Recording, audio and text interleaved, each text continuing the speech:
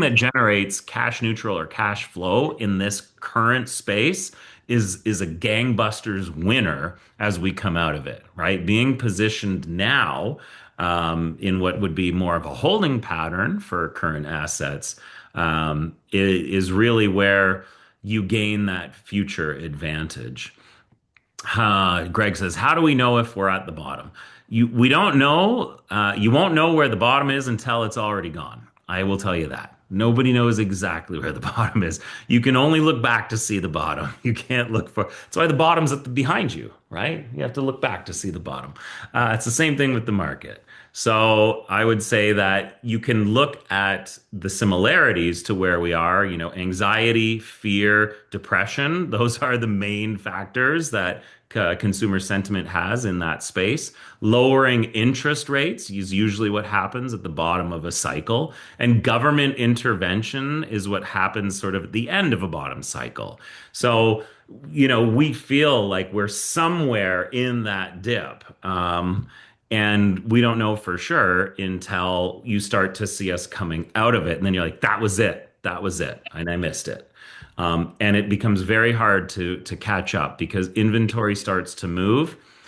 And don't let this be the thing that stops you because I've I've screwed myself over many times by being a shopper in a market like this where I'm looking at properties and I'm like, okay, this one $700,000. I don't know, I don't know, I don't know, I don't know. Then the market starts to turn and then you see something similar for $750,000 and you're like, well, I can't buy that because I just saw something for 700. And then the next one you look at it's at 800 and you're just constantly using the pricing that you saw at the bottom as your benchmark and it never comes back to that.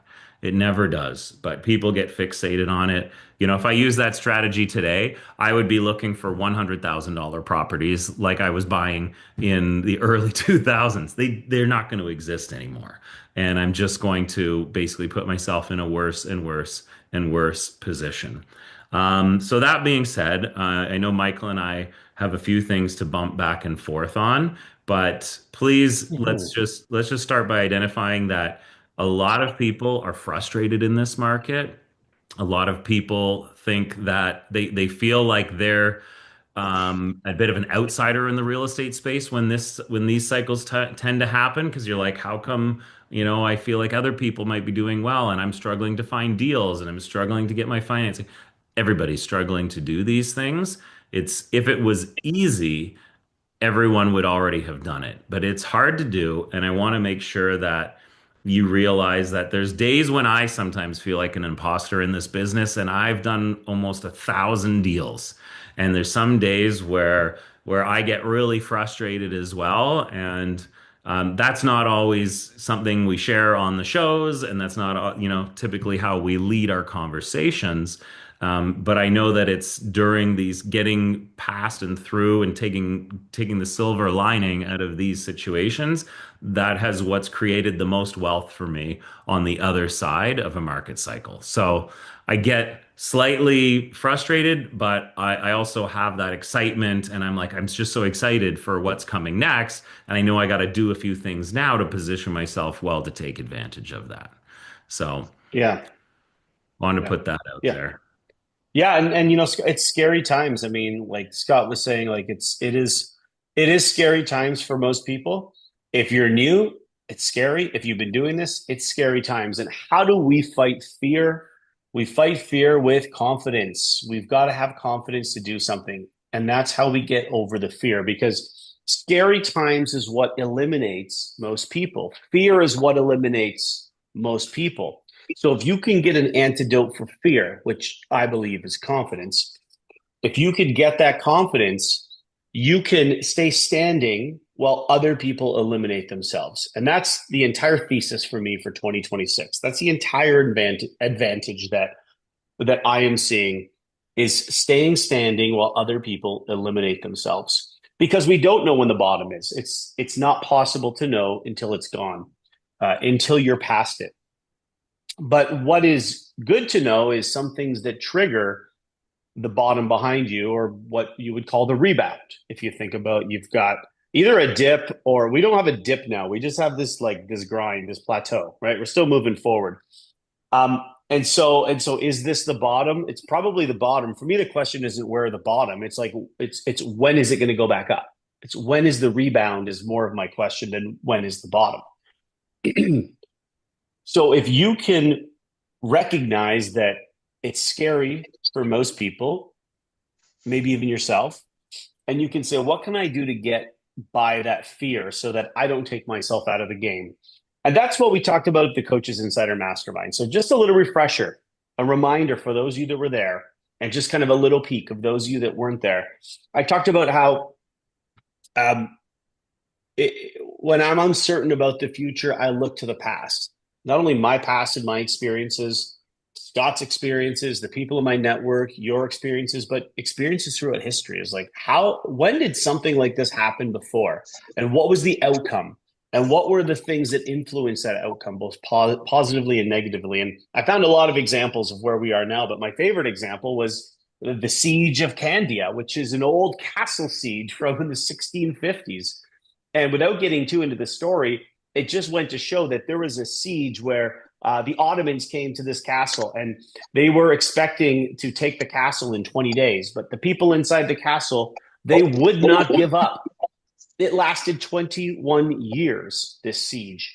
And it was a slow grind in that castle. And you were in there and you had uncertainty and you had things from the outside that were uncertain and people gave up. People would just leave. But those that stuck through it, those that stuck through the slow grind, at the end, there was a trigger, a negotiation. And the people that were left standing were there to split all of the resources, all of the abundance among less people because they didn't take themselves out of the game. Now, the stakes aren't as high here in real estate. The stakes seem high. There are our finances and our financial future. They're not as high as a siege, so we can tamp it down a little bit and say, okay, well, how does that make sense for us? Well, we're in this situation where we have uncertainty from the outside, we have uncertainty from the inside, we have scarce resources, we have fear, and it's related to the marketplace, not only real estate, right, guys? It's the stock market, it's everything. I mean, the stock market has this overly inflated value based on AI investment, which we won't get into today.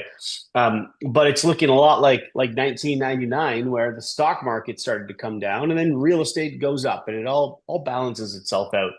But we're in this moment of scarcity and fear. And the parallel here, the lesson here is those of us that choose to stay standing, that choose to stay in the game, simply not quit, are the ones that get to share the resources at the end of the day. When the dust settles and the trigger hits and the rebound comes, there will be more properties for sale. There will be more abundance. There will be more tenants if you like to rent. There'll be more buyers. The lenders will be lining up because there'll be less people borrowing. The abundance will be there, but you have to make that commitment, that choice to stay in the game. So we're going to talk about what staying in the game looks like, what you can do to give yourself that confidence. And different people will do different things. Some of you, just like for me to stay in the game, I know capability and relationships are a big thing for me. I like to go back to school, so to speak, when I don't know what to do. I like to take new courses. I like to learn new skills and capabilities. For some of you, it might not be that. It might be a different way that you drive confidence. We're going to give you those 5 levers tonight. So we've got this slow grind that we're going through that a lot of people are going to start to quit, and we are going to continue to move forward. So I'm going to give you 5 examples of the grind. Made some notes here. And so how do we know we're in a slow grind? These are the 5 things that I wrote down since we talked at the Coaches Insider Mastermind. Investor uncertainty is high. So buyers are on pause. Pre-construction buyers are on pause, not from lack of capital, but just from lack of confidence. Everybody's waiting for somebody else to make this move. We got this sort of, the standoff, like in the movies where everyone's got a gun at each other and everyone's just waiting for someone to make a move. Like everyone's waiting for someone else to make a move, and we're all just stalled. Everyone's just staring, and some people are just they're just leaving. They're like, forget this, I'm out of here. So you got to choose not to be out of here. Developer math is broken. We heard that we saw the charts at the Coaches Insider Mastermind that revenues are down because of point one, but costs are up. Revenues are down 20%, costs are up 20%. It's killing margins, so construction is stalled. Not due to lack of demand. People want to buy, but it's just due to the economics of development. The math simply doesn't work today for developers. And they are working on fixing that. So it's being fixed as we speak.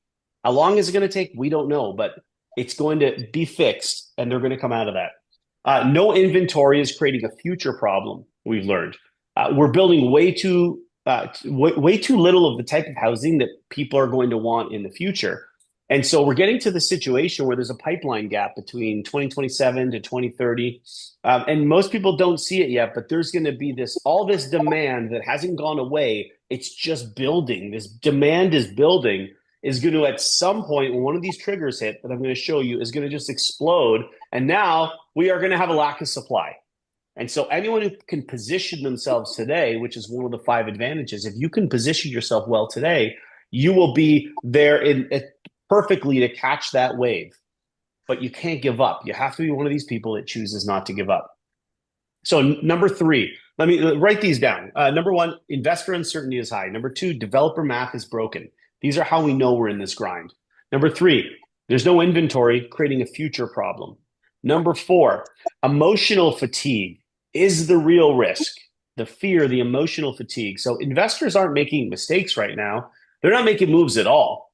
The emotional toll of waiting and doubting and second guessing is quietly wearing down on people. So some of you might feel this right now, like being worn down, the emotional toll of waiting. You might have income properties that are, I mean, if you have income properties, you're probably in good shape.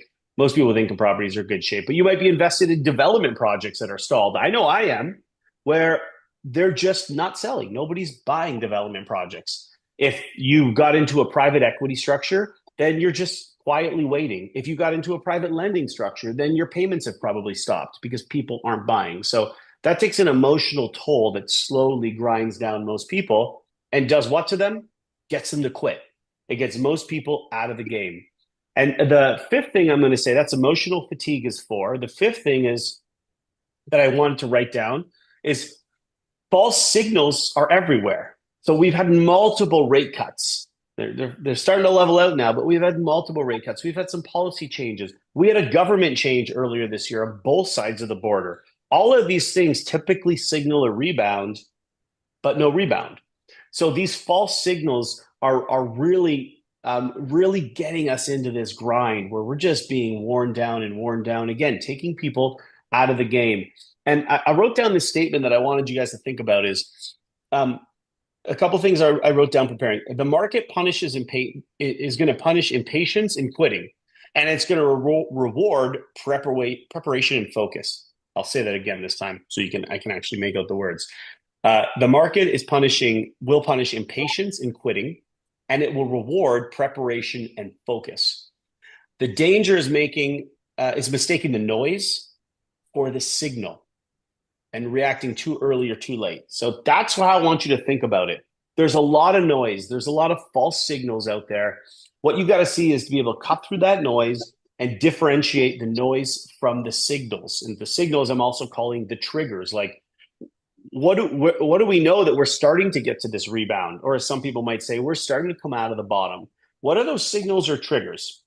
So I'm going to pause there, and then I'm going to show you the 5 triggers that I came up with. But just to put in the chat, I want to hear from you guys in the chat. I had a couple questions. What's one word, based on what I said or based how you came in tonight, what's one word that describes how you feel about the market right now?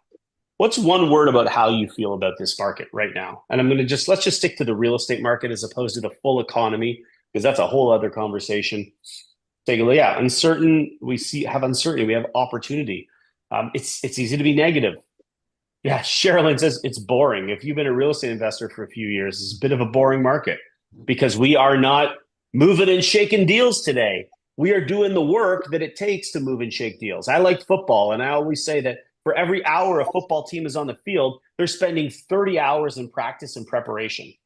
This is our 30 hours. If our sport is real estate investing, this is our 30 hours of practice and preparation. So when the big hits come, when that trigger hits, when we're out there on the field, we're ready to go.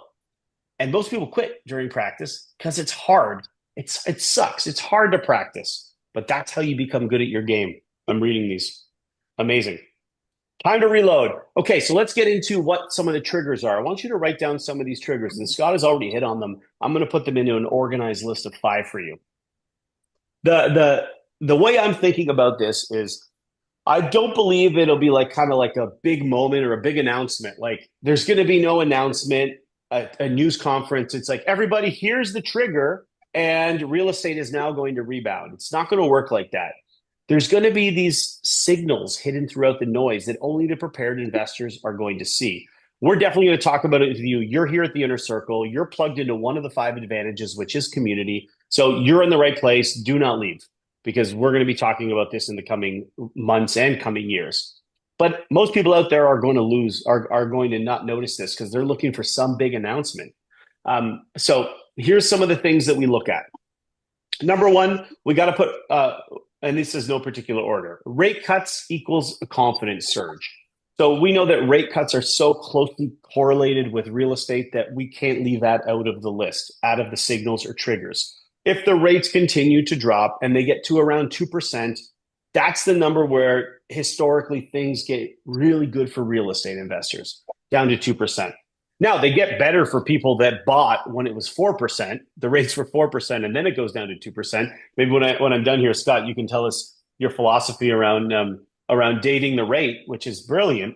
But that's when they start to get good. So watch the interest rates as the rates go down and approach that 2%. We start to get into that trigger territory, triggering a rebound. We got affordability. People can buy homes. Confidence returns, and decision making accelerates at that point. Number two, we want to see inventory start to clear. So the issue that we actually have, everyone, is not housing prices. It's inventory. It's transactions have grinded to a halt. People just aren't trading. They're not buying and selling. The trading has stopped. Baby boomers who saw their houses, who were going to right size, sell their home as their nest egg and move into something different and pocket a bunch of that money, they saw their home for sale 3 years ago for 50% more than it was today. Some of you might be in this boat and you're like, oh my God, this house I've had for 20, 30 years, that was my nest egg. I could have sold it 2 years ago for 1.4 million and today it's only selling for 1 million. I'm not selling, you're pausing because you're comparing it to the way it was in the past. And this is happening rampantly across Canada, primarily, not Canada and the US. Yeah. Amir says this is true. This is right across the board. This is what I'm hearing.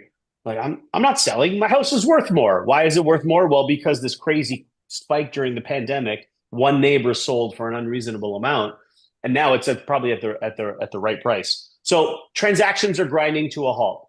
When the baby boomers or the people with the houses that are downside, even the children move out and you get to a smaller house, when they're not buying these smaller units and making way for the other families to get into bigger units, the market doesn't move. Nothing moves. And so that's one of the things we're seeing. It's not so much about the prices, it's about the transactions. And the transactions manifest in prices because with less trading, there's less supply and demand. So that's number two. We want to have inventory clearing measured by months of inventory. Number three, government intervention. Scott hit on this, very important. We're already seeing development charges and taxes starting to be reduced in some cities.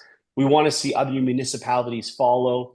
We want to unlock delayed projects. Provinces are starting to fast track development projects. I know in Ontario, where I follow, where my development projects are, and I follow that is, Doug Ford is the premier here, and he's unlocking a lot of developments. He's taking a lot of slack, saying he's making his developer friends rich. And, I don't know the politics around it, but I know that if I was a politician and I wanted to help, that's exactly what I would do, is start to unlock development projects. And maybe he's friends with somebody that owns the development, but that's what politicians need to start doing. Government intervention, like Scott was saying, is super important. So watch out for that. That's number three. Number four, I was talking to my portfolio manager, had our annual review a couple of weeks ago, and I realized that at this point, institutional capital generally moves first. So institutional capital will see the trigger first before we will, even before I will. Why? Because they got a team of 30 underwriters and they have a team of people that are watching the numbers, not the emotion. They are watching the forecasts. They are crunching the numbers every day in computer models that we don't own. So when institutional money starts to move, this could be large private equity firms. This could be public real estate investment trusts, things like that. When family offices, when that money starts to move, it's indicating a change because they see something that we don't see yet. We don't have the capabilities to see those. You need the capabilities to see the people with the capabilities. So I want you to remember that institutional monies, the big players, they don't make decisions on headlines. They make decisions on forecasts and the numbers. That's all matters to them. Um, what's next? My fifth one: buyer psychology will shift, but it'll happen quietly. So the real sign is how people feel about risk. When confidence starts to come back, and we're going to see that manifest in more economic growth, in consumer spending. When confidence starts to come back, real estate will come back with it because people will start to spend more and money will start to loosen up. So you want to look for buyer psychology shifts, and that's often measured as people spending more in the economy. That trigger doesn't look like a bang. It's like a bunch of more busier open houses and firm offers on week old listings. We haven't seen that in a while across most parts of the country. You know, week old listings with firm offers. And the interesting or funny thing is that this is the market that everybody wished for 24 months ago, maybe 34 months ago. Between 2 and 3 years ago, this is the market that everyone wished for. When Scott and I would do live streams, everybody would say, guys, real estate, it's broken. It doesn't work. The market doesn't work.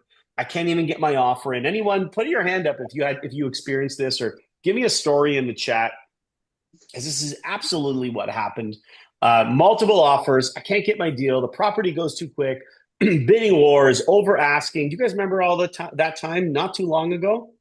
And it was like, yeah. Oh, Deanna got him last January. Yeah, that's right. Even like as early as last January, 2023 was hot. April 2023 was the peak if you look at the national graph. And now here we are, 30 months later, 2.5 years later, it's the exact opposite. And some of the same people are saying, yeah, the market's broken, it doesn't work, things are sitting on the market. So you got to pick your poison. You know, both of them work. You just got to go in with the right mindset and capability and stay in the game. And so those are the next five things I wanted to give you. What are possible triggers? Rate cuts, inventory clearing, government intervention, institutional capital will move first, and buyer psychology will quietly shift.